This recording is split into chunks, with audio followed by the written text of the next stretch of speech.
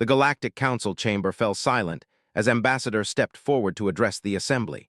Representatives from 47 different worlds sat in their designated sections, some floating in specialized atmospheric pods, others perched on crystalline structures that hummed with energy. The air itself shimmered with translation fields, converting every word into hundreds of different languages simultaneously. Had prepared for this moment for months, but nothing could have him for the mixture of curiosity and barely concealed amusement on the alien faces before him. Earth's first official address to the Galactic Council was supposed to be a historic moment of unity and cooperation. Instead, it felt more like a comedy show where he was the unwitting performer. "Honored representatives," began, his voice carrying clearly through the vast chamber.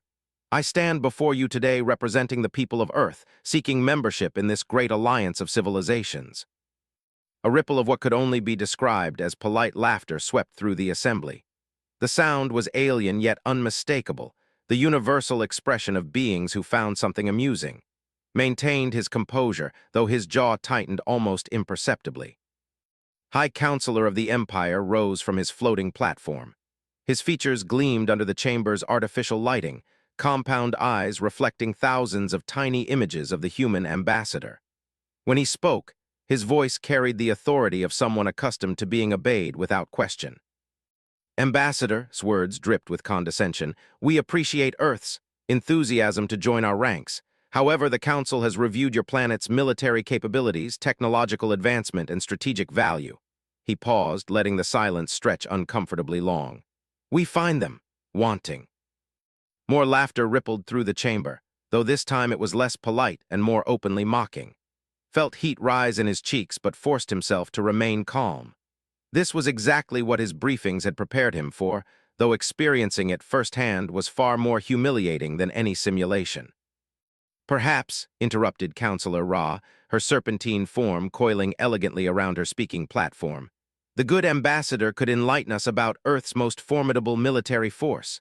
We've heard amusing stories about your jungle warfare specialists." The laughter grew louder. Even the usually stoic silicon-based from the crystalline reaches seemed to vibrate with mirth. Knew they were referring to Earth's special forces, particularly those trained in jungle warfare. To these advanced civilizations with their energy shields, plasma weapons, and faster-than-light travel, the idea of humans crawling through mud and vegetation with primitive projectile weapons must seem absurdly outdated. "Our special forces," said carefully, "represent some of humanity's finest warriors.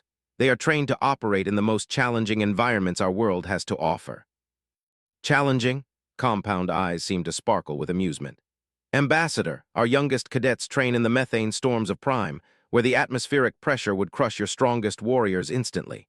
Our elite forces can survive in the vacuum of space with minimal life support. They can see across 17 different light spectrums and react with reflexes enhanced by cybernetic implants." He gestured toward a section of the chamber where the military representatives sat. These beings looked like living metal, their forms shifting and adapting constantly. Even at rest, they radiated an aura of deadly efficiency that made the hair on his arms stand up. "And you offer us," continued, "primitives who hide in foliage and use chemical propellants to fire metal projectiles." The derision in his voice was unmistakable. "Your special forces would be slaughtered within moments of encountering real galactic threats." Opened his mouth to respond, but Counselor H of the Ethereal Collective cut him off.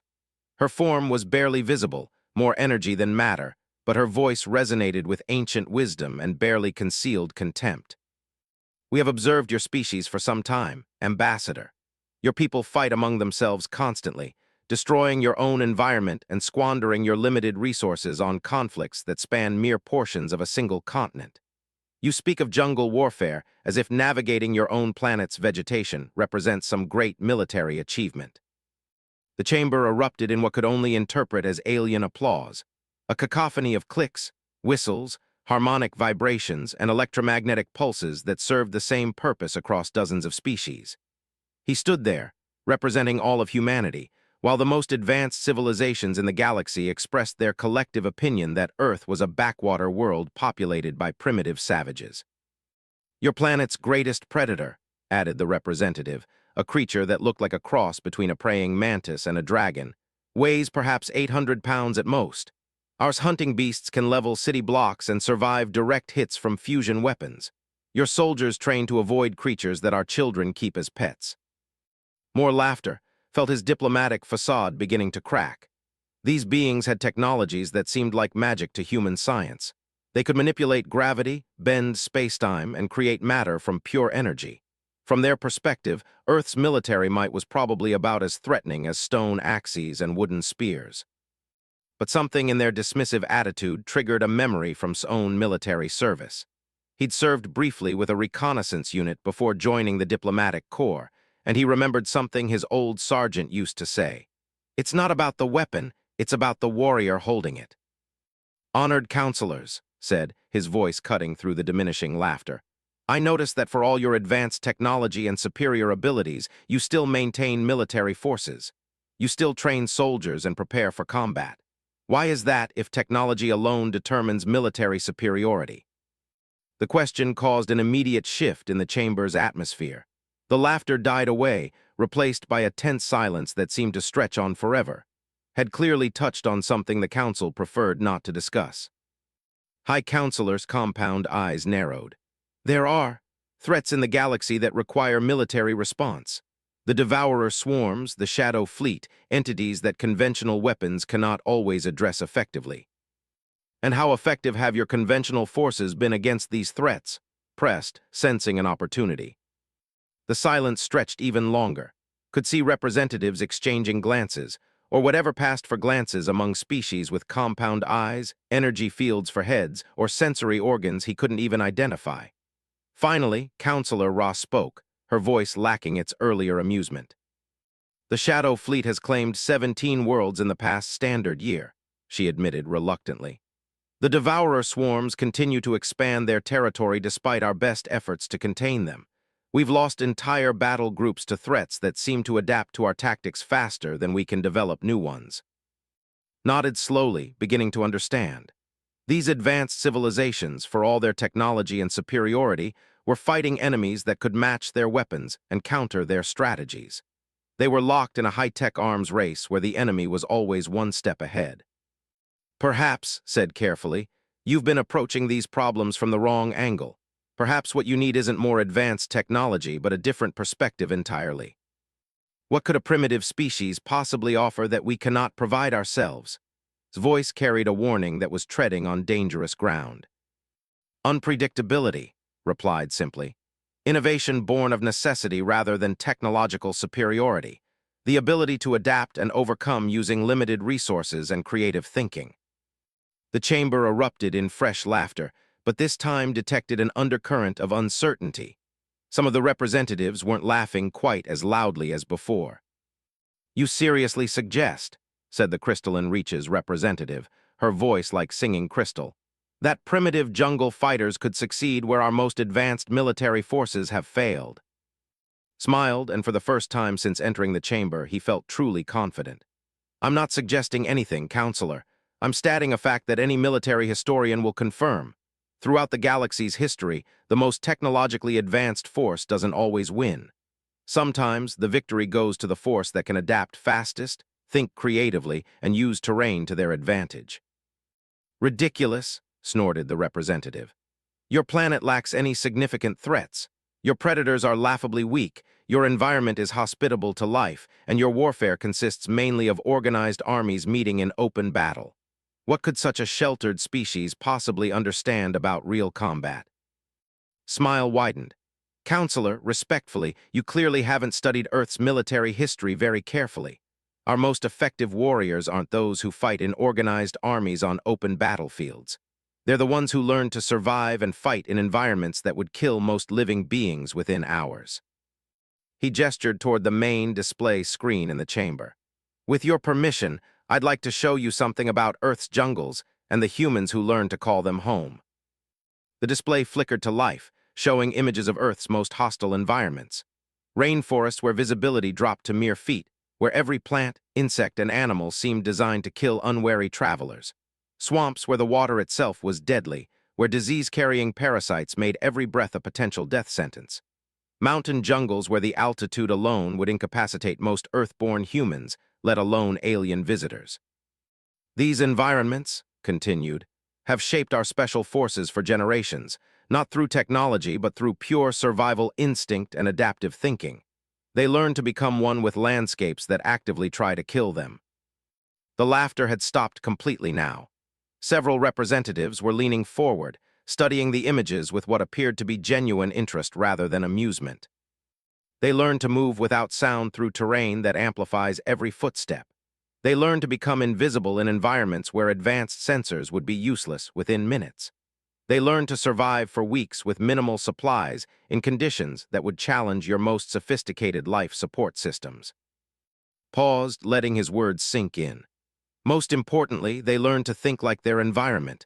They don't try to dominate or control it through superior firepower.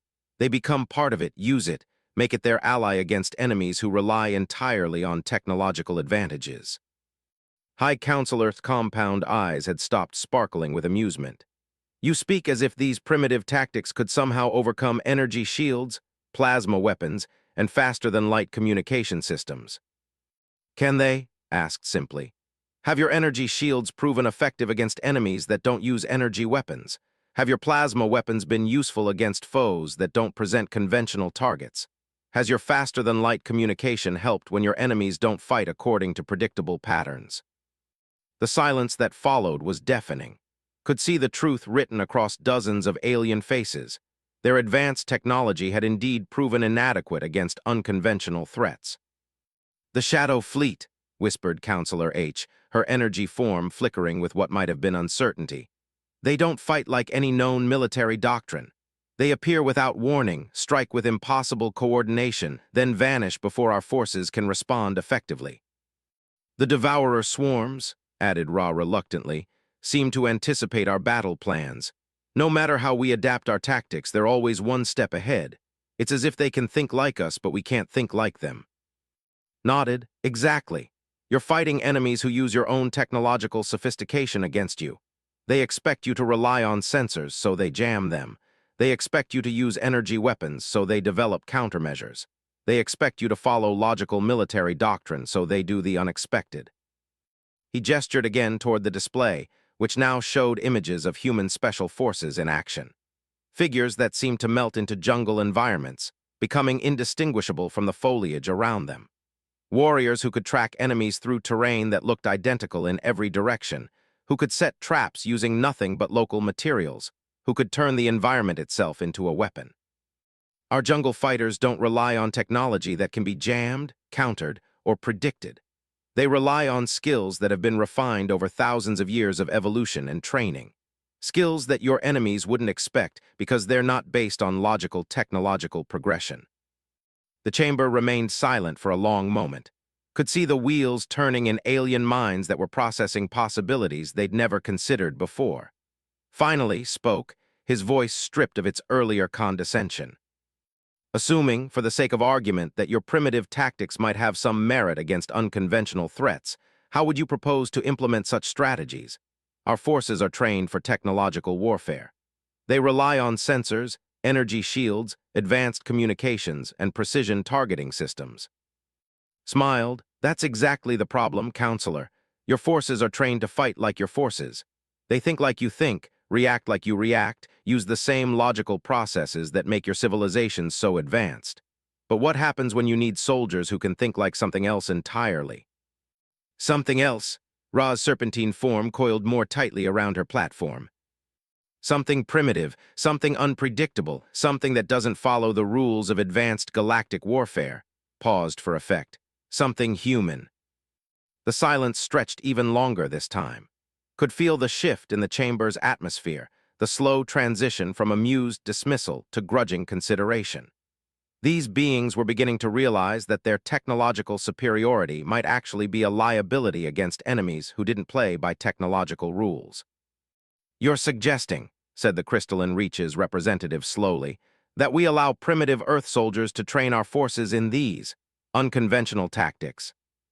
I'm suggesting something much more direct, replied, his confidence growing with each word. I'm suggesting that when your next crisis occurs, and based on what you've told me, it's a matter of when, not if, You give our special forces a chance to demonstrate what human jungle warfare can accomplish against galactic-level threats. The laughter that had filled the chamber earlier was now just a memory. Every representative was focused entirely on processing the implications of what he was proposing. The human ambassador had somehow turned their mockery of Earth's primitive military into a serious discussion of its potential strategic value. "A field test," murmured, his compound eyes reflecting rapidly changing patterns of light that interpreted as deep thought. "You would stake your planet's application for council membership on the performance of your jungle fighters against real galactic threats." Felt his heart rate increase, but his voice remained steady.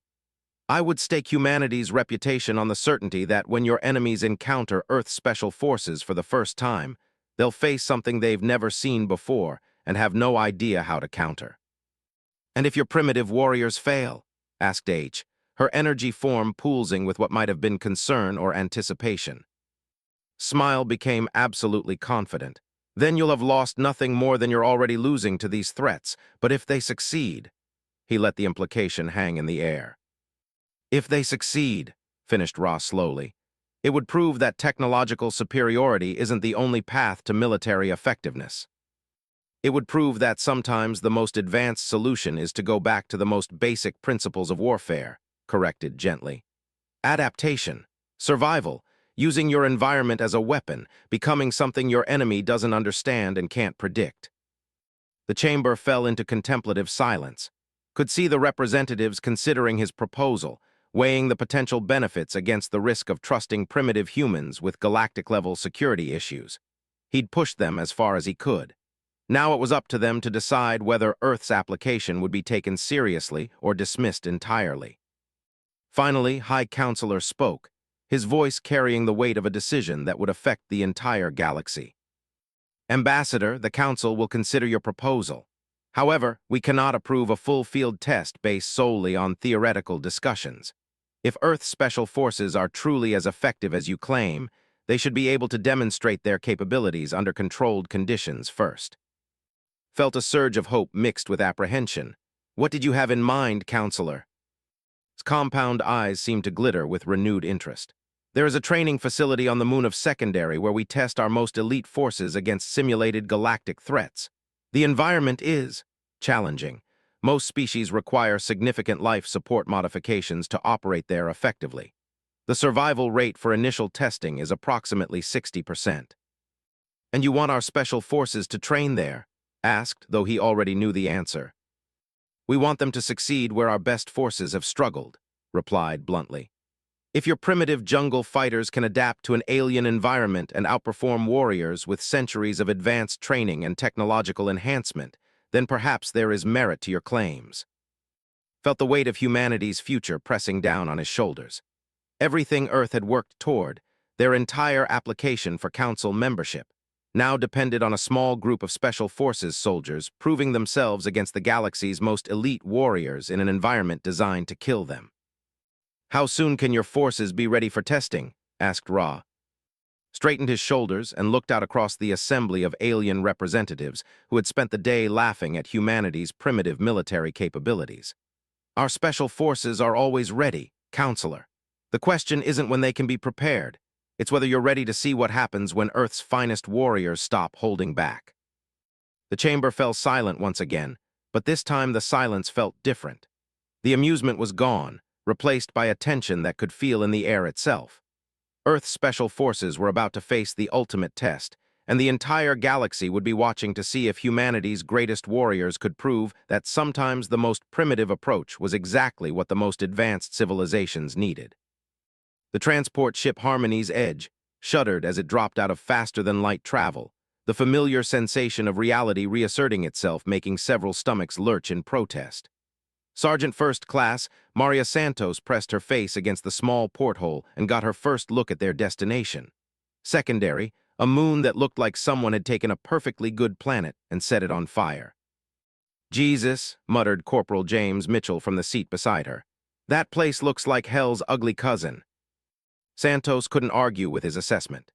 The moon's surface was a nightmare landscape of active volcanism, methane geysers that shot poisonous gas hundreds of feet into the air. and what appeared to be forests made of crystalline structures that reflected the system's binary suns into blinding flashes of light. The atmosphere readings on her tactical display showed temperatures that fluctuated between freezing and boiling, depending on your proximity to the volcanic vents, atmospheric pressure that would crush an unprotected human in seconds, and air composition that would kill them just as quickly. "Home sweet home," said Staff Sergeant Way, though his voice lacked its usual humor. Even their team leader, a man who had survived 3 tours in the Amazon's most hostile regions and once spent 2 weeks living off insects and rainwater after a helicopter crash, looked sobered by what lay ahead. The team consisted of 8 soldiers, all volunteers from different Special Forces units who had been hastily assembled for this mission. Besides Santos, Mitchell, and there was Master Sergeant David from the Rangers, Sergeant First Class Anna from on loan from the Russians, Staff Sergeant from the Japanese Special Forces Group, Corporal Sarah from the British SAS, and Private First Class, the youngest of the group at 23, but already a veteran of operations in some of Earth's most unforgiving environments. They had been given exactly 72 hours to prepare for a mission that should have required months of planning. The briefing materials provided by the Galactic Council were simultaneously too much information and nowhere near enough. Technical readouts on atmospheric composition, gravitational variations, indigenous hazards, and environmental challenges filled hundreds of pages, but none of it explained exactly what they would be facing once they set foot on that hellish moon's surface. "Listen up," said, his voice cutting through the nervous chatter that had filled the transport bay. "I know this isn't what any of us signed up for when we joined our respective units. We trained to fight in Earth's jungles, not on alien moons that want to kill us in 17 different ways. But we're here, and we're going to show these advanced civilizations what human special forces can accomplish." Santos checked her gear for the 20th time. The Council had provided them with basic environmental suits that would protect them from the worst of the moon's atmospheric hazards, but everything else was standard Earth military equipment. No energy weapons, no advanced sensors, no technological advantages beyond what human ingenuity had developed over centuries of warfare.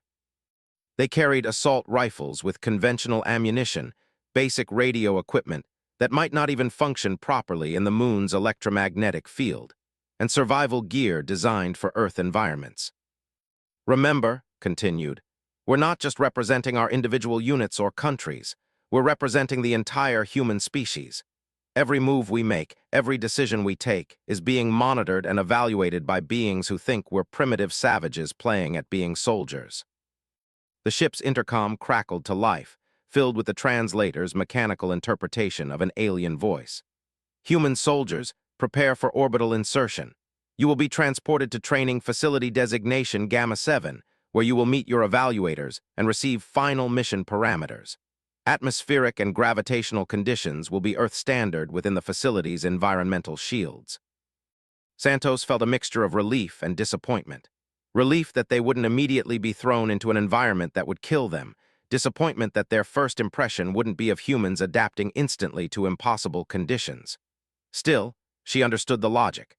The test wasn't whether they could survive on an alien moon. It was whether they could outperform alien soldiers who had been specifically designed and trained for this environment.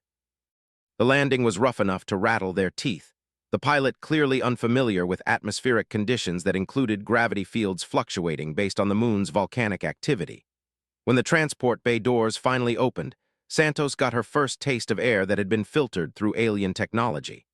It smelled wrong somehow, too clean and sterile, lacking the thousand subtle scents that told a trained soldier about their environment's health and hazards. Training Facility Gamma 7 looked like someone had tried to build a military base inside a crystal cathedral. Soaring transparent walls revealed the hostile landscape outside, while somehow maintaining a comfortable environment within. Alien soldiers moved through the facility with a fluid efficiency that spoke of years of training and technological enhancement. Santos noticed that most of them weren't actually walking. Their feet hovered several inches above the floor, supported by what appeared to be personal gravity manipulation devices. "Impressive, isn't it?" The voice belonged to someone who looked vaguely humanoid but stood nearly 8 feet tall with skin that seemed to shift color depending on the angle of observation. "I am Training Supervisor Al of the Expeditionary Force. I will be overseeing your evaluation period." stepped forward and offered what Santos hoped was an appropriately respectful salute. "Staff Sergeant Wei, representing Earth Special Forces, we're ready to begin training, sir." Al's expression, if it could be called an expression, seemed amused. "Training, Sergeant? You misunderstand your situation. The training period ended yesterday. Today, you begin the actual evaluation." Santos felt her stomach drop. They had assumed they would have time to familiarize themselves with the facility, learn about their equipment, and understand the challenges they would be facing. Instead, they were apparently being thrown directly into whatever test had been designed to prove their worth or incompetence. "What exactly will we be evaluated on?" asked, maintaining his professional composure despite what Santos knew had to be significant concern. Al gestured toward a massive display screen that flickered to life, showing a three-dimensional map of what appeared to be a vast underground complex.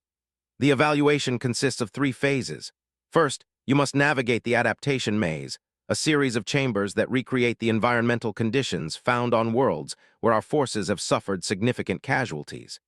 Each chamber represents a different type of challenge that our soldiers have failed to overcome effectively." Santos studied the display and immediately recognized the problem. The maze was clearly designed for soldiers with advanced technological equipment. Energy shields to protect against environmental hazards, enhanced sensory equipment to navigate in conditions where normal vision would be useless, gravity manipulation to move through areas where normal locomotion would be impossible. "Phase 2, Al continued, requires you to locate and eliminate a series of targets within a hostile environment that simulates the conditions encountered when fighting the Shadow Fleet. Our most elite forces have achieved a success rate of approximately 35% in this scenario." Mitchell leaned closer to Santos and whispered, 35%? What the hell are we walking into?" Al either didn't hear the comment or chose to ignore it. "Phase 3 is a direct combat scenario against actual Galactic Council Special Forces units. You will be outnumbered 3-1 and facing opponents with technological advantages that your species cannot match." The alien supervisor paused, studying the human soldiers with what might have been curiosity or anticipation. "Most evaluation teams are given a full week to prepare for these challenges.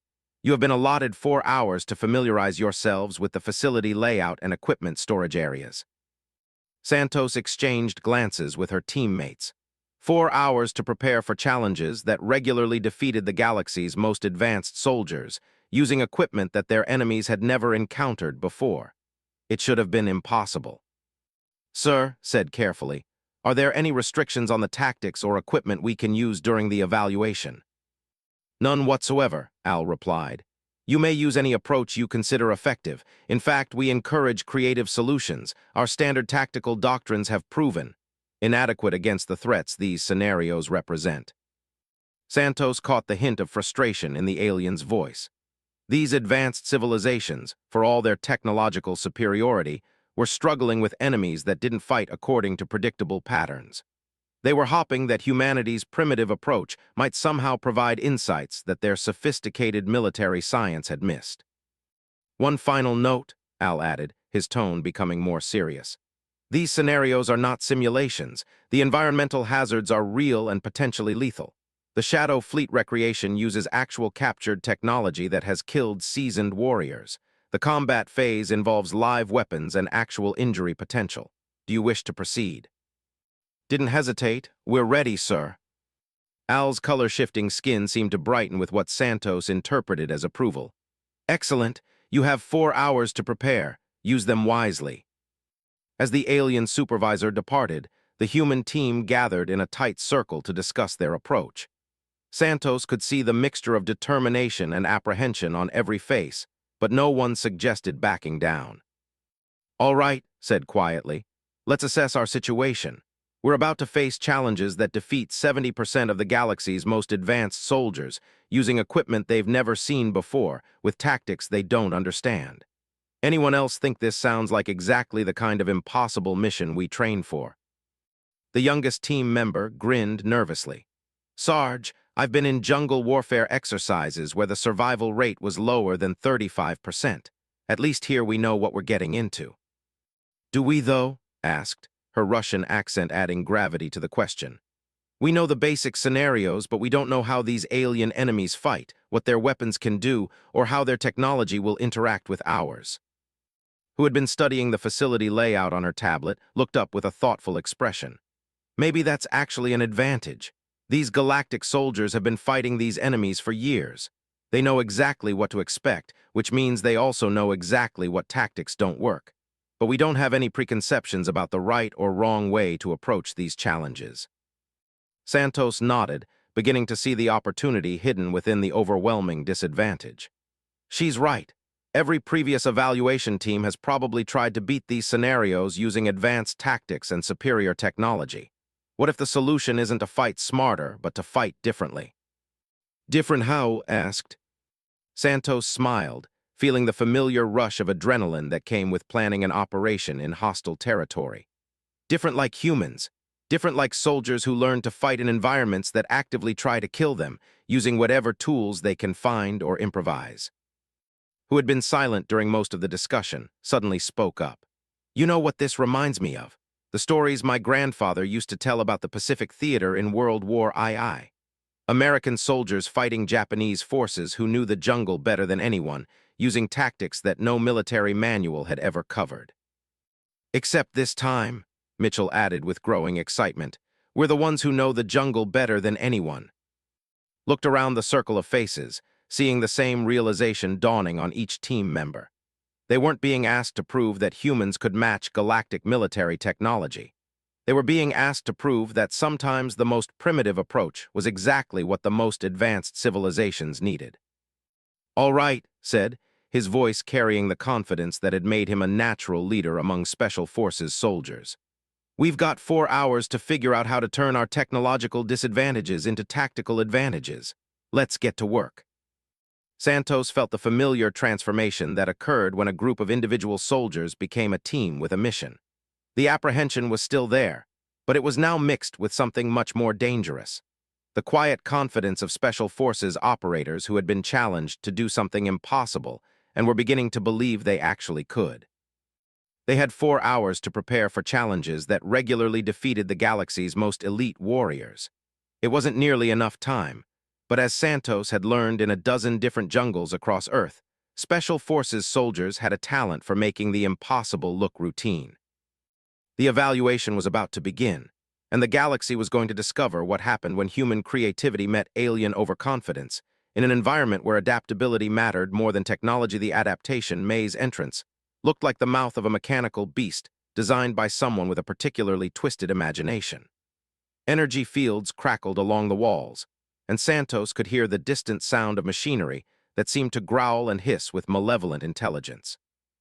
According to their briefing materials, the maze consisted of 12 chambers, each one recreating environmental conditions that had proven lethal to galactic military forces. Training Supervisor Al stood before a massive control panel, his color-shifting skin now displaying patterns that Santos had learned to associate with intense concentration. Around the observation deck, representatives from various galactic civilizations had gathered to witness the human evaluation. Santos noticed that they weren't laughing anymore. The expressions on the alien faces ranged from curious to skeptical, but the open mockery from the council chambers was notably absent.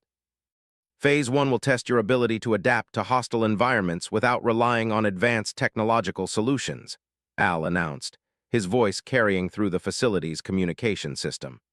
Each chamber presents challenges that have defeated our most elite forces. You will have 90 minutes to complete the entire sequence. Gathered his team for a final equipment check. They had spent their 4 hours of preparation time studying the facility layout, experimenting with the alien-provided environmental suits, and developing a tactical approach based on principles that no galactic military academy had ever taught. Remember, said quietly, we're not trying to beat these challenges the way galactic forces would. We're approaching them like humans who learn to survive in Earth's most hostile environments. Adapt, overcome, and use everything around us as a potential tool or weapon. Santos adjusted her rifle and checked the improvised modifications they had made during their preparation time. Using components salvaged from spare equipment lockers and her own Special Forces ingenuity, she had converted her standard assault rifle into something that could function as both a kinetic weapon and a multi-tool for environmental manipulation. The other team members had made similar adaptations, turning their basic human equipment into specialized tools that the maze designers had never anticipated. "Team Bravo ready," reported Mitchell, who would be leading the second fire team through the maze. His equipment had been modified for maximum flexibility, with additional rope, improvised climbing gear, and what appeared to be a collection of random metal components that only another Special Forces soldier would recognize as potential explosive devices.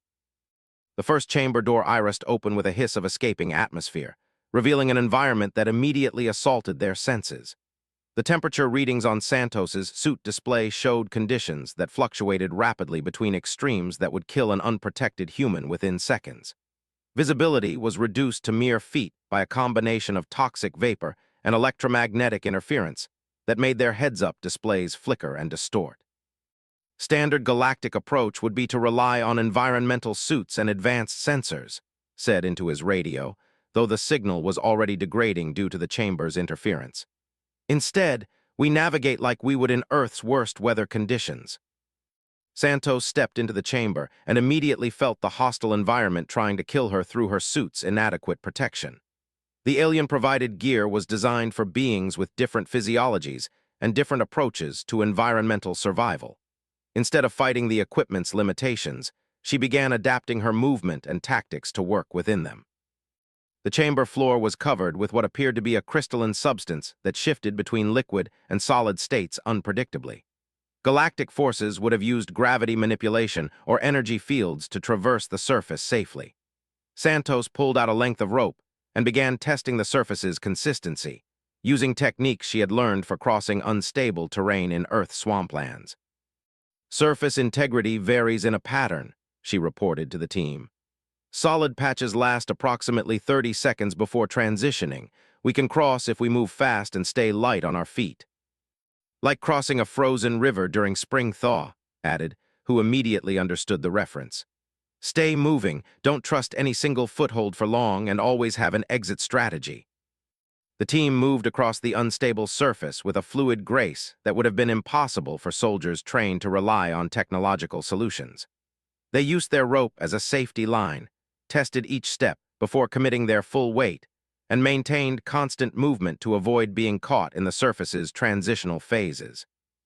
The chamber's second challenge appeared in the form of energy barriers that blocked their path at random intervals. According to the briefing materials, these barriers were designed to test advanced shield technology and energy weapon capabilities.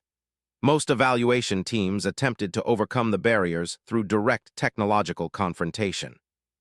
Studied the energy patterns for less than 30 seconds before pulling out what appeared to be a collection of metal fragments from his improvised toolkit. "These barriers are projected from fixed emitters," he observed. "They're not designed to defend against kinetic impact from unexpected angles." Instead of trying to penetrate or circumvent the energy barriers, the human team began using basic physics and geometry to redirect the barrier energy back toward its own projection sources. By creating reflective surfaces from salvaged metal components and positioning them at calculated angles, they essentially turned the defensive system against itself. "Clever," muttered one of the alien observers, though Santos couldn't identify which species had spoken.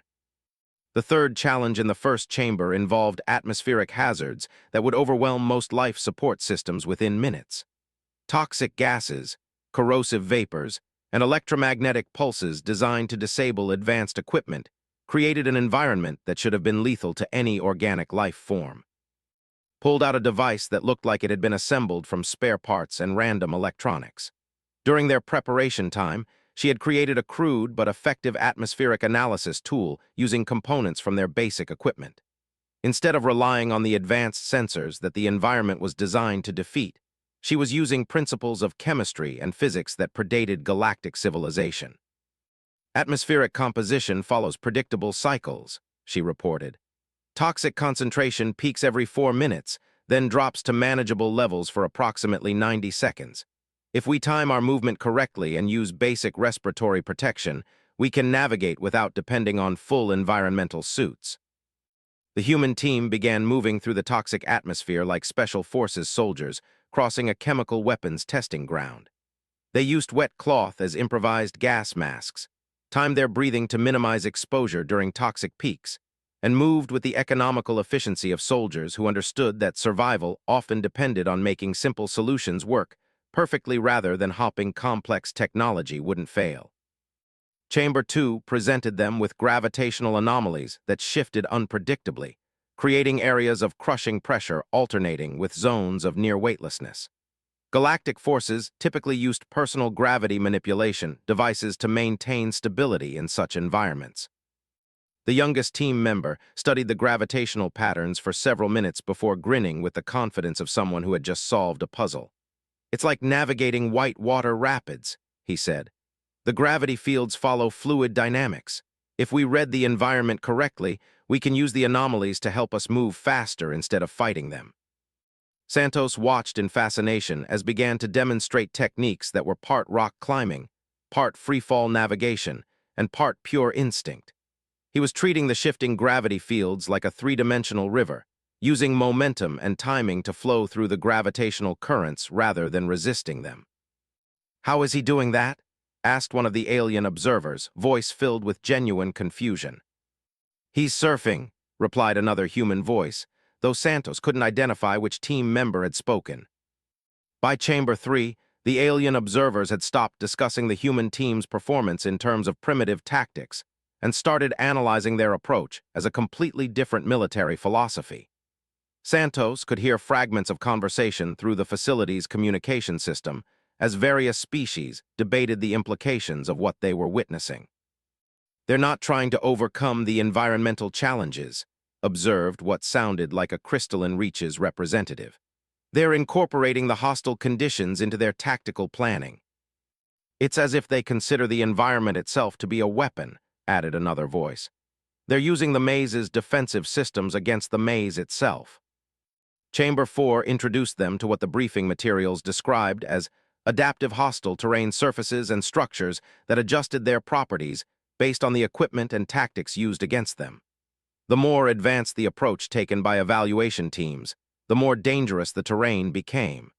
It was specifically designed to defeat technological solutions through reactive countermeasures. Stood at the chamber entrance for less than a minute before making a decision that would have seemed insane to any galactic military commander. "We're going in completely passive," he announced. "No electronic equipment, no advanced materials, no technological countermeasures of any kind." The team stripped down to basic clothing, rope, and simple metal tools that registered as essentially inert to the chamber's adaptive systems. Without advanced equipment to react against, the hostile terrain remained in its baseline configuration, challenging but not actively lethal. "They've essentially convinced the chamber that they're not a threat," Al said, his voice filled with something that might have been admiration. "The adaptive systems are designed to escalate their defenses based on the sophistication of the intruder's equipment. By appearing primitive and harmless, they've bypassed the escalation entirely." Santos moved through Chamber 4 feeling like a ghost in a haunted house that couldn't see her. The adaptive terrain occasionally shifted in response to their presence, but the changes were minimal and easily avoided. They were moving through one of the galaxy's most sophisticated defensive systems, using nothing more than rope, determination, and the kind of creative thinking that came from learning to survive in environments where technology failed regularly. Chambers 5 through 8 blurred together in a sequence of environmental hazards, energy barriers, gravitational anomalies, and adaptive defenses that would have challenged the most elite galactic forces. The human team navigated each challenge using principles that predated space travel, techniques that had been refined in Earth's jungles, swamps, mountains, and deserts over thousands of years of human warfare. They turned toxic atmospheres into concealment, used gravitational anomalies for rapid movement, reflected energy barriers back on themselves, and convinced adaptive defenses that they weren't worth activating. Every solution was simple, direct, and completely unexpected by systems designed to counter advanced galactic military technology. By Chamber 9, the alien observers had fallen completely silent. Santos could sense the shift in their attention from skeptical evaluation to intense study. These advanced civilizations were watching primitive humans accomplish tasks that their own elite forces regularly failed to complete, and they were beginning to understand that Earth's special forces represented something entirely different from anything in their military experience. "Time remaining, 15 minutes, announced Al. "Chambers 10, 11, and 12 represent the most challenging environmental conditions encountered in our conflicts with unknown hostile forces. Chamber 10 hit them with an environment that seemed designed by someone who understood exactly how to kill soldiers who relied on technology. Electromagnetic interference that disabled all electronic equipment, atmospheric conditions that degraded advanced materials within minutes, and gravitational effects that made personal enhancement devices dangerous to their users. Santos felt a moment of pure joy as she realized they were facing an environment that perfectly matched their tactical approach. No electronics to fail, no advanced materials to degrade, no technological enhancements to become liabilities. Just human soldiers, basic equipment, and centuries of accumulated knowledge about surviving in hostile environments. "This is it," she said to as they prepared to enter. "This is what we trained for our entire careers." Smiled grimly. Time to show them what humans do when all the fancy technology fails. They moved through Chamber 10 like Special Forces soldiers conducting a deep reconnaissance mission in enemy territory. Every movement was calculated, every decision based on real-time assessment of environmental conditions, every tactic adapted from techniques that had proven effective in Earth's most hostile regions. Chamber 11 presented them with conditions that apparently simulated combat environments where galactic forces had suffered their worst casualties. The combination of environmental hazards, energy weapons effects, and unknown technological countermeasures created a scenario that had defeated elite alien soldiers with centuries of training and technological advantages. The human team approached Chamber 11 like soldiers entering a combat zone where conventional tactics had already failed. They used concealment instead of sensors, misdirection instead of energy shields, and improvised explosives instead of advanced weapon systems. They turned the chamber's own defensive mechanisms into obstacles for its targeting systems and used the hostile environment to mask their movement and intentions. Chamber 12 was the final test, and Santos could tell from the expressions on the alien observers' faces that they had never seen an evaluation team reach this point with time remaining. The chamber entrance bore warning symbols in dozens of different languages, all conveying the same basic message. This environment had killed experienced warriors from multiple species. Atmospheric analysis indicates conditions similar to those encountered during first contact with Shadow Fleet forces, reported, reading data from her improvised instruments.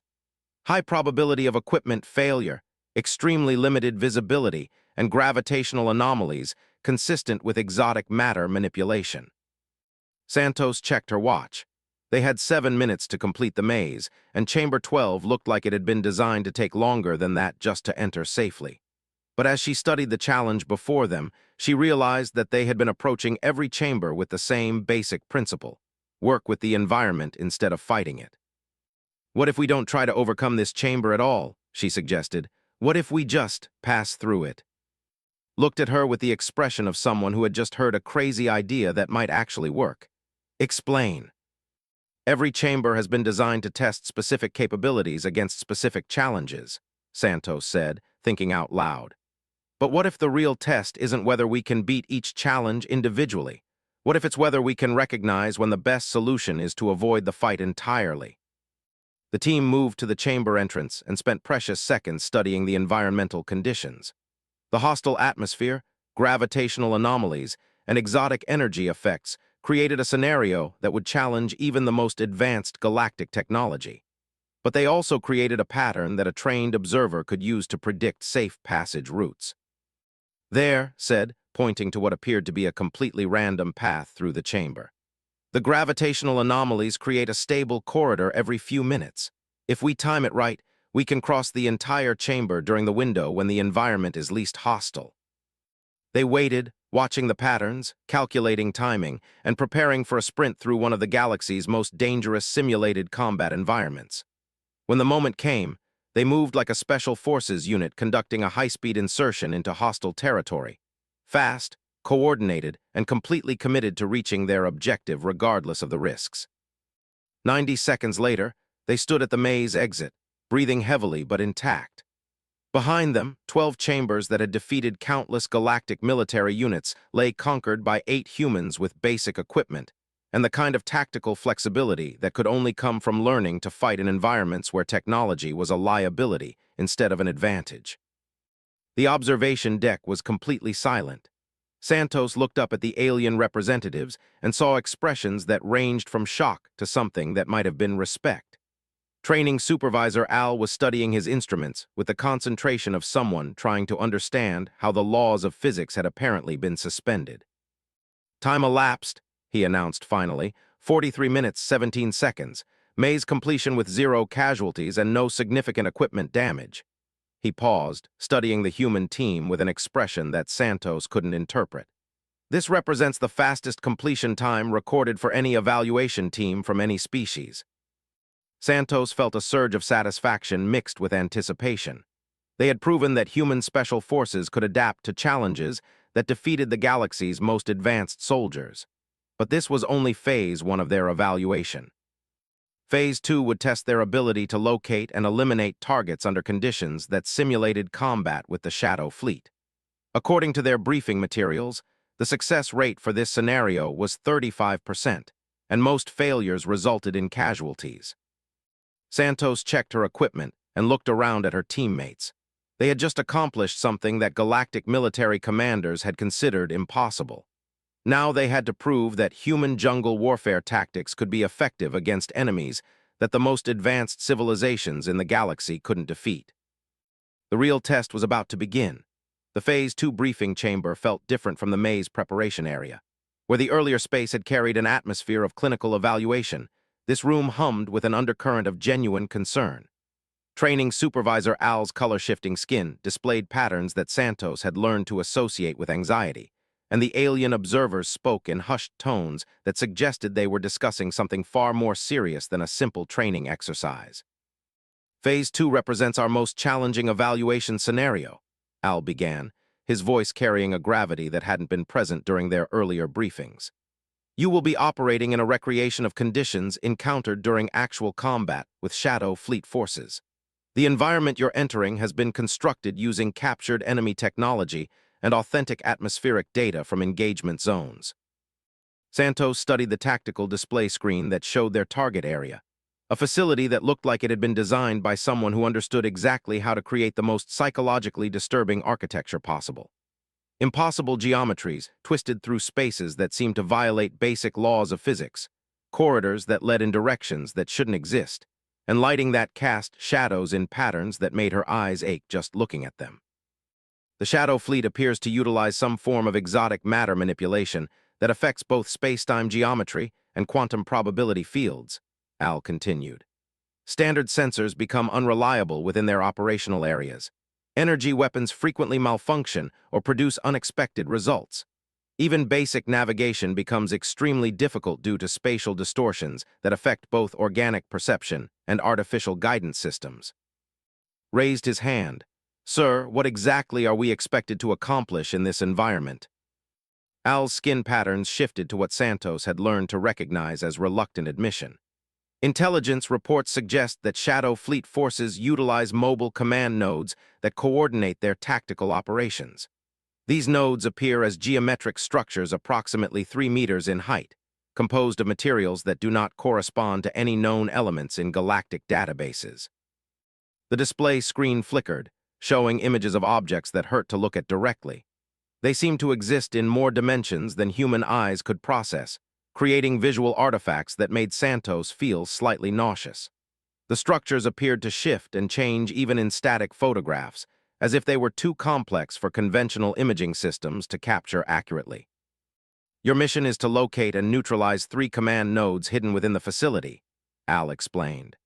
Previous evaluation teams have achieved a 35% success rate, typically locating 1 node before being forced to abandon the scenario due to equipment failure, spatial disorientation, or psychological effects that compromise team effectiveness. Leaned forward, studying the alien technology readings with the focused intensity of someone trying to understand an opponent's capabilities. Sir, what specific psychological effects should we expect? Al's hesitation before answering was answer enough. Shadow fleet technology appears to interfere with neural processing in ways that our medical science doesn't fully understand. Evaluation team members report experiences ranging from mild spatial disorientation to complete sensory hallucinations. Some teams have emerged from the scenario with no memory of their time inside the facility. Santos felt a chill that had nothing to do with the chamber's temperature control. They were being asked to operate in an environment that could potentially scramble their brains using technology that the galaxy's most advanced civilizations couldn't understand or counter. It was the kind of scenario that Special Forces soldiers were specifically trained to avoid. The time limit for Phase 2 is 90 minutes, Al continued.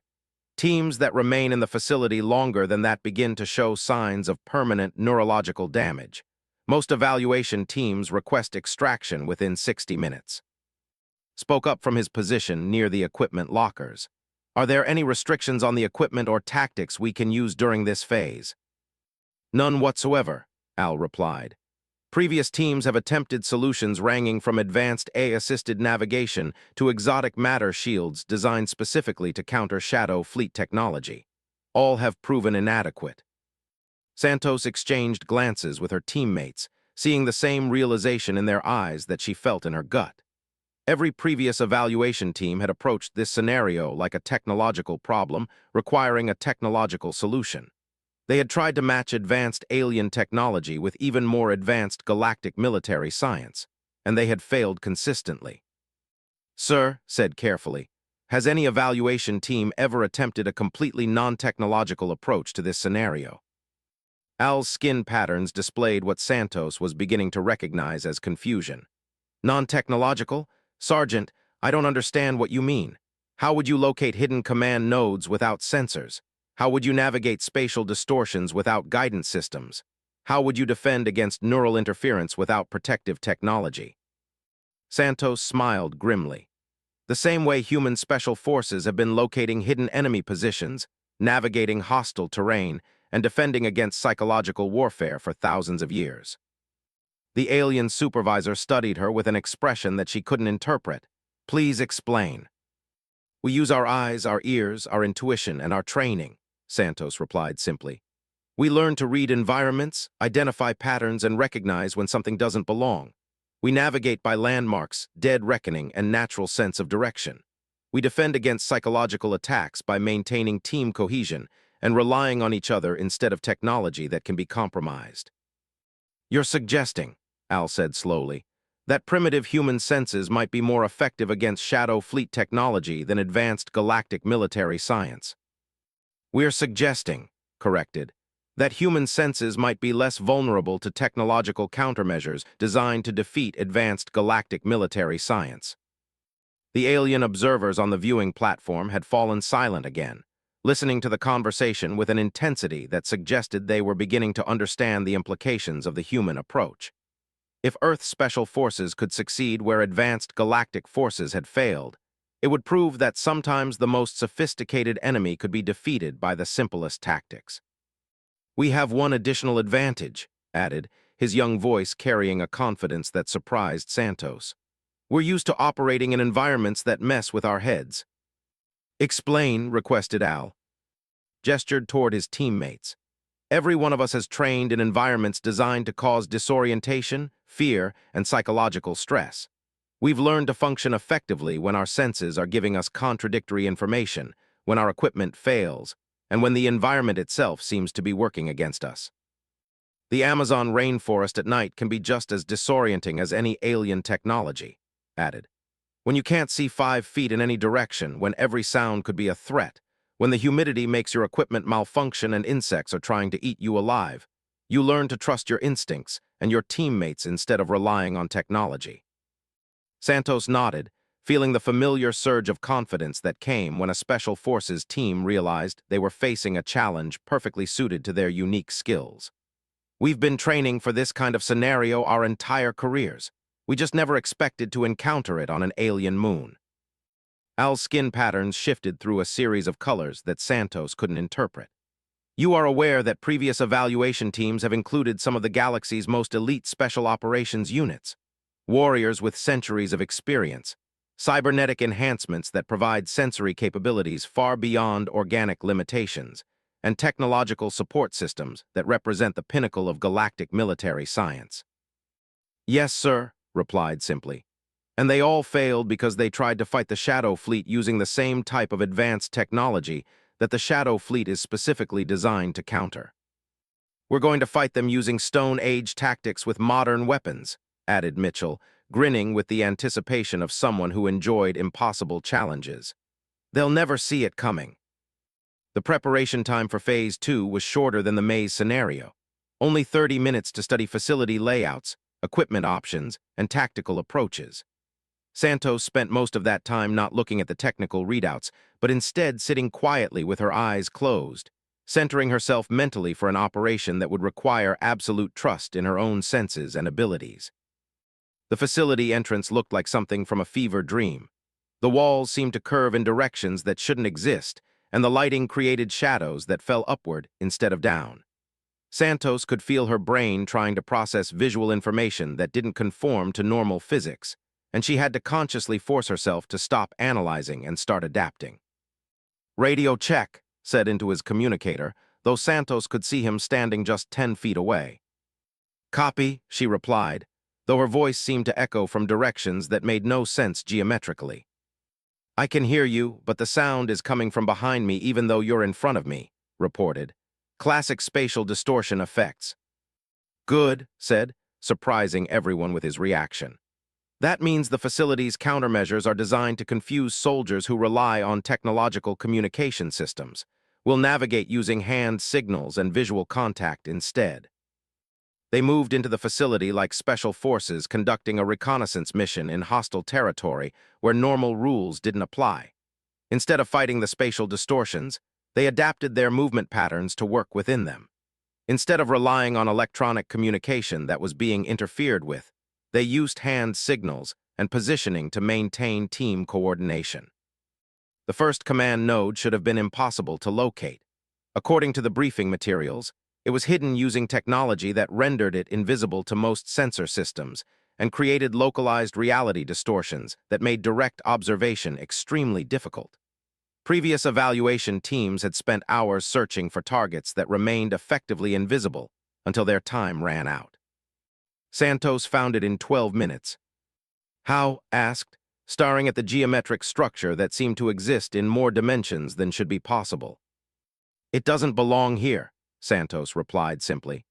"Everything else in this facility is designed to confuse and disorient, but the command node has to function as a piece of equipment, which means it has to maintain certain physical properties that make it slightly different from the pure hallucination effects around it." She pointed to subtle differences in the way light reflected off the node compared to the surrounding distortion fields.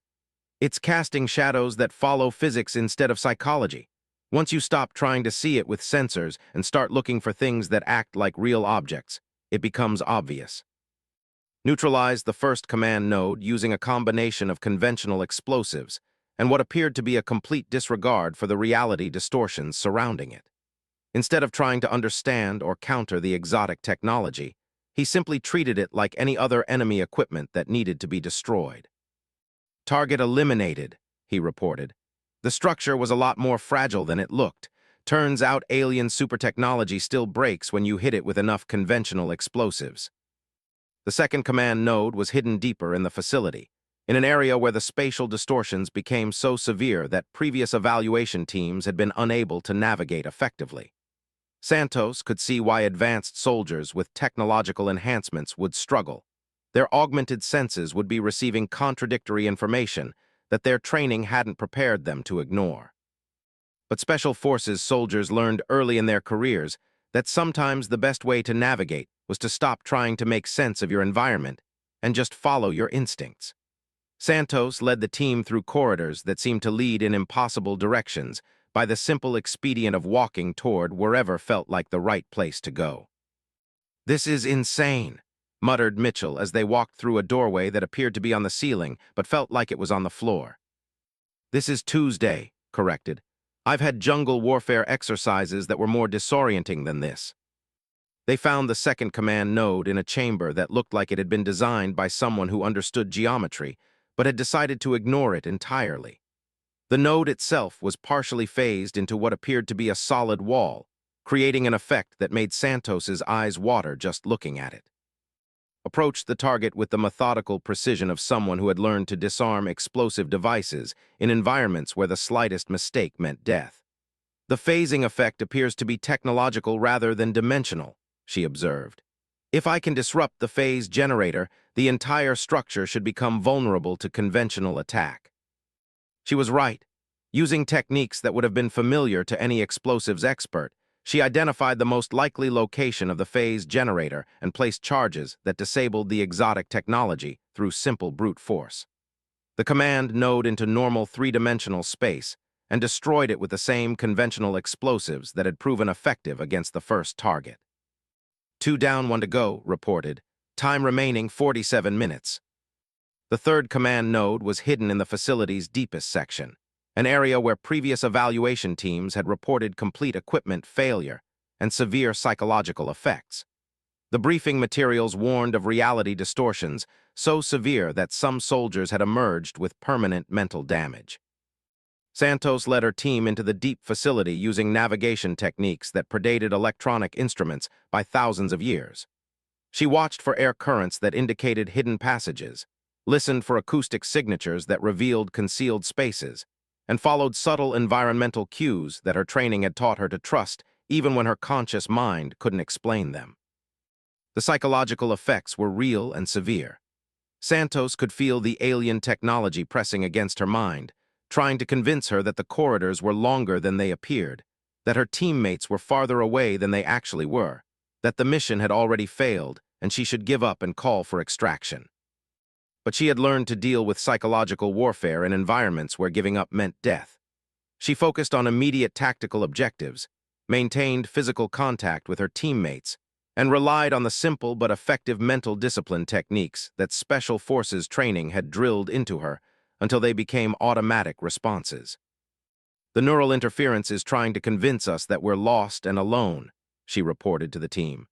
Standard psychological warfare tactics, just using technology we don't understand. Stay focused on the mission, maintain physical contact, and remember that we've faced worse than this in training exercises. The third command node was hidden in a chamber that seemed to exist outside normal space-time. Santos could see it clearly, but when she tried to approach it, the geometry of the room seemed to change, making the target simultaneously closer and farther away than it should be. Studied the problem with the analytical mindset of someone who had learned to solve impossible puzzles under pressure. The spatial distortion is creating a loop effect, he observed. Every time we move toward the target, the room reconfigures to maintain the same relative distance. So we don't move toward it, suggested. We move around it and let the room bring the target to us. The solution was elegant in its simplicity. Instead of fighting the spatial distortions, they used them as a tool. By moving in patterns that seemed to take them away from the target, they convinced the room's reality-altering technology to reconfigure itself in ways that ultimately brought the command node within reach of conventional weapons. Destroyed the third node with the same straightforward approach that had worked against the previous targets. Exotic technology, conventional solution, he said with satisfaction as the alien structure collapsed into normal matter and promptly exploded. All targets neutralized, reported. Mission complete with 31 minutes remaining. The extraction from the Shadow Fleet facility felt almost anticlimactic after the intensity of the mission itself. Santos emerged from the reality-distorting environment with a sense of relief mixed with professional pride. They had succeeded where the galaxy's most elite forces had consistently failed, using nothing more than basic human training and the kind of tactical flexibility that came from learning to fight in environments where technology was unreliable. Training Supervisor Al met them at the facility exit, his skin patterns displaying what Santos had learned to recognize as profound confusion mixed with grudging respect. Time elapsed, 59 minutes 14 seconds. All targets neutralized with 0 casualties and no significant psychological effects reported. He studied the human team with an expression that suggested he was trying to understand how the fundamental laws of military science had apparently been rewritten. This represents the first complete success in this scenario by any evaluation team from any species. Santos felt a moment of quiet satisfaction, but she could see that was already focused on the next challenge. Phase 3 would test their ability to engage in direct combat against Galactic Special Forces units that possessed technological advantages that humans couldn't match. They would be outnumbered 3-1 and facing opponents with centuries of training and cybernetic enhancements. It should have been a slaughter, but as Santos looked around at her teammates, she realized that the galaxy's most advanced civilizations had made a critical error in their evaluation of human special forces capabilities. They had assumed that technological superiority automatically translated to combat effectiveness. They were about to discover what happened when human creativity, adaptability, and tactical innovation met galactic military doctrine in an environment where the rules of engagement were about to be rewritten by soldiers who had learned to win against impossible odds. The combat arena looked like a three-dimensional chess board designed by someone with a sadistic sense of humor and an unlimited budget for exotic materials. Multi-level platforms connected by energy bridges created a complex battlefield where elevation, concealment, and movement routes changed constantly based on some algorithmic pattern that Santos couldn't predict. The entire structure was contained within a transparent dome that allowed the alien observers to watch the action from every angle while remaining safely outside the combat zone. Training Supervisor Al's briefing for Phase 3 was notably shorter than his previous presentations, and Santos detected an undercurrent of concern in his voice that suggested he was no longer certain how this evaluation would end. You will face 3 elite special operations teams from the Galactic Council's most advanced military units. Each team consists of 8 soldiers with cybernetic enhancements, energy weapons, and tactical support systems that represent the pinnacle of galactic military technology. Santos studied the technical readouts that displayed her opponent's capabilities and felt a familiar mixture of apprehension and anticipation. The Empire team possessed compound visual systems that could see across 17 different light spectrums, reflexes enhanced by direct neural interfaces, and personal energy shields that could deflect most known projectile weapons.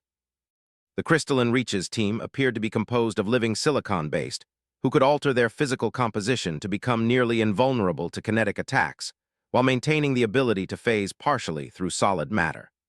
The Expeditionary Force team looked like a collection of armored nightmares, each soldier standing 8 feet tall with natural weapons that could slice through most known materials and electromagnetic pulse generators that could disable electronic equipment at close range. The scenario represents a contested zone control mission, Al continued, his skin patterns now displaying clear signs of anxiety. Your objective is to maintain control of the central platform for 30 minutes against sustained assault from numerically superior forces with overwhelming technological advantages. Gathered his team for their final equipment check and tactical briefing. They had been provided with exactly the same basic equipment they had carried through the previous phases. Conventional assault rifles, standard military radio gear, basic explosives, and whatever improvised modifications they had managed to create during their preparation time. All right, said quietly, let's assess our situation honestly. We're outnumbered 3-1 by enemies who can see better, move faster, hit harder, and defend more effectively than anything we've ever faced. Their equipment makes our gear look like museum pieces, and their training represents centuries of accumulated galactic military science. Santos checked her rifle and smiled grimly. So basically, it's a fair fight. The comment drew chuckles from the team, but Santos could see the underlying tension in everyone's eyes. The previous 2 phases had tested their ability to adapt and overcome challenges that defeated other forces. This phase would test their ability to fight and win against opponents who were superior in every measurable category. The good news, added, is that we've already proven these galactic forces don't understand human tactics. They're probably expecting us to fight like smaller, weaker versions of themselves. Which means, continued, they're probably not prepared for us to fight like humans. Was studying the arena layout with the focused intensity of someone planning a defense against impossible odds. The constantly shifting terrain actually works in our favor. Their advanced sensors and targeting systems are designed for precision engagement at known ranges. If we can keep the environment unstable and unpredictable, their technological advantages become less decisive. Santos nodded, beginning to see the tactical opportunities hidden within their overwhelming disadvantage. Plus, they're trained to fight other galactic military units that use similar technology and follow similar doctrines. We don't follow any doctrines they've ever seen. "So what's our approach?" asked. Looked around the circle of faces, and Santos could see him making the kind of command decision that separated good leaders from great ones. "We don't try to match their technology or outthink their tactics. We turn this into the kind of fight humans excel at: chaotic, unpredictable, and brutal. Guerrilla warfare in a controlled environment," added, understanding immediately. "We make them fight our kind of battle instead of theirs." The arena entry process felt like walking into a gladiatorial combat pit designed by an advanced alien civilization. Force fields activated around the combat zone, energy barriers rose to separate the human team from their opponents, and countdown displays began showing the time remaining before combat initiation. Santos could see the 3 Galactic Special Forces teams taking their positions on platforms around the arena's perimeter. Even from a distance, their technological superiority was intimidating. They moved with fluid precision that spoke of cybernetically enhanced coordination, their compound eyes tracking multiple targets simultaneously. The Crystalline Reach's team seemed to shift and flow like living mercury, their forms adapting constantly to optimize for whatever tactical situation they anticipated. They looked like walking tanks, their natural armor gleaming under the arena's artificial lighting and their electromagnetic weapons charging with audible power buildup. "Combat initiation in 30 seconds, announced the arena's control system in a dozen different languages. Positioned his team on the central platform that they were supposed to defend for 30 minutes. According to the briefing materials, no previous evaluation team had managed to hold the position for longer than 8 minutes against even a single Galactic Special Forces unit. They were facing 3 such units simultaneously. "Remember," said into his radio, "we're not trying to win a fair fight. We're trying to survive an unfair fight long enough to turn it into something else entirely." Santos checked her equipment one final time and felt the familiar transformation that occurred when training became combat, when theoretical planning became life-or-death reality. She had been in firefights before, but never against enemies who possessed technological capabilities that bordered on science fiction. Combat initiation now. The arena exploded into violence with an intensity that exceeded anything Santos had experienced in her military career. Energy beams flashed across the combat zone as the Galactic forces opened fire with weapons that could punch through most known armor. Kinetic barriers appeared and disappeared as the Crystalline Reach's team began using their phasing abilities to approach from unexpected angles. Electromagnetic pulse waves swept across the arena as they activated their area denial systems. The human team's response would have seemed insane to any conventional military observer. Instead of taking cover and attempting to establish defensive positions, they immediately abandoned the central platform they were supposed to defend and scattered throughout the arena like commandos, conducting an insertion into hostile territory. "What are they doing?" Santos could hear one of the alien observers asking through the arena's communication system. "They're running away," replied another voice, filled with disappointment. "I thought these humans might actually provide some interesting tactical innovations." Santos smiled grimly as she rappelled down to a lower platform using rope and improvised anchors while energy beams flashed past her position. The alien observers. Phase 3 was going to be very interesting indeed. Santos checked her weapon one more time and smiled grimly. This was going to be interesting. The die was cast, and there was no turning back now.